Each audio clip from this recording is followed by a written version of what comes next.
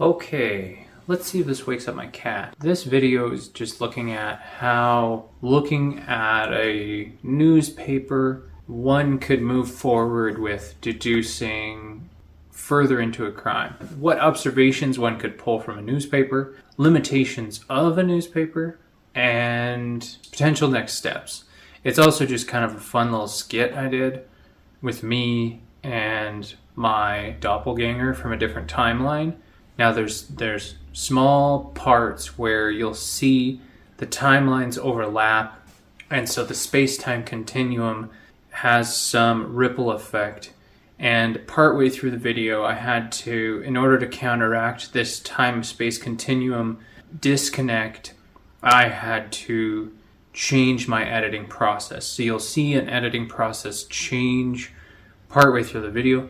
Please bear with me. It was the first time I had to work with space-time, so hopefully you'll enjoy the video. It was a lot of fun. What are you doing? The newspaper. What's so interesting about the newspaper? Another fire downtown. I see.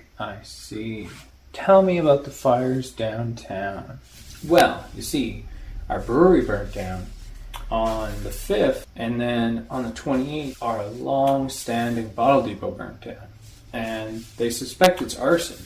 And I really want to look into it, but there's not a lot to go on here. What do you think it might be? What do you mean? Didn't you just say it was arson? Well, they say it's arson, but I'm curious what clues we can find from the newspaper. Where can we really start when looking for clues in a newspaper when they only give you a snippet of information? Let's see. Well, we could contact the newspaper to see if they have any more information. Or, if you're particularly pushy, you could even contact the city to see what they know. Or you might get in contact with the companies themselves that had the fires happen to them. But that might be crossing a line considering you're not an actual news agency or non-for-profit volunteer organization that wants to help them. You're sort of just being a nosy neighbor. So in this case, part of the fun of deducing is the act of coming up with an imaginative idea on what little information we have from the newspaper. Since we're not actually a detective agency or anything like that.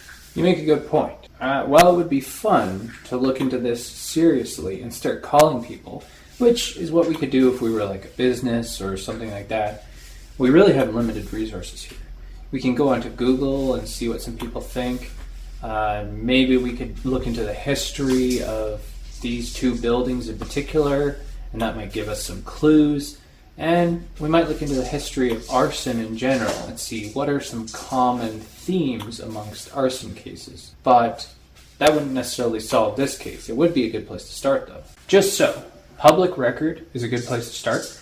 You can look into the library, look at old news articles, look at journal articles, and potentially even published papers about the psychology of arson or the sociology of arson, and see what comes up and what kind of plays out there. Another place is just really what can you come up with on your own as like a fantastic idea. It doesn't matter how crazy it is, and see where it takes you. Okay, so let's get crazy here. What if this is actually a jilted lover, and the person who's run the bottle depot for so long, they gave their son money to start up the brewery that got burnt down. And somehow the lover got involved as well. Right. The son that started up the brewery was sleeping around with all the women that were coming into the brewery. He was getting all high on his horse about having money now and having a successful brewery that everybody seems to love, and it's got good food and whatever. And so he gets on his high horse. He starts sleeping around a little bit. He's on Tinder, finally he says, he's going to settle down, but then he can't really, he's enjoying himself so much, he carries on with his sleeping around, and this lady that he said he was going to settle down with is hurt, so she goes to burn down the brewery, and it works. Exactly, that sounds perfect. And then what happens is she burns down, she runs to her friend's place, And she's like, oh my gosh, you have to hide me from the police. I just burnt down the brewery. I feel so bad. I was so mad at this guy. But now, like, I burnt down Prince George's favorite brewery, and I don't know what I've done. I've caused millions of dollars in damage. And her friend was like, actually, no, I totally agree with you. Screw that guy. You should burn down his dad's business too. Like, that's probably exactly how it went. And so all the facts of this case are coming from all the evidence we have from, well, it doesn't matter because it's an imaginative idea, and using your imagination to come up with new ideas is the best way to start looking into the facts. So the fact that this is probably absolutely ridiculous is not the point. Just so. And now that we have some sort of theory, even though it's a crazy one, what we can do is we can say, well, okay, what would we have to find out to prove this theory? We would have to go find the lady. We would have to look into what caused the two different fires and, their point of origin and any ties that they have between them, maybe who owns the one, who owns the other, and draw a connection if there is a familial relation between the two businesses. And this would start to prove or disprove our point. So now we have at least a trajectory to go on. Exactly. Instead of just standing around going, that's an arson case, it sucks, we don't have any facts, we can't figure anything out. Now we have some place to go.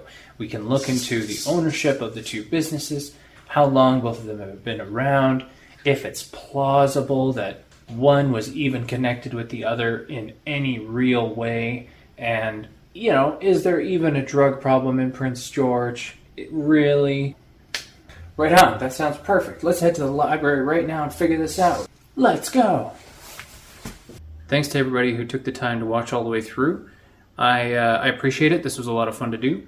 I just wanted to add on the end here that I read a little further into the newspaper, and it turns out they did catch someone who they suspect started the first fire at the brewery. However, they pled not guilty. And that was all the information in the newspaper right now.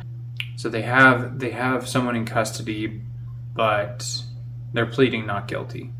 So anyways, I just wanted to add in a little bit of conclusion, I suppose. All right. Have a good one, guys.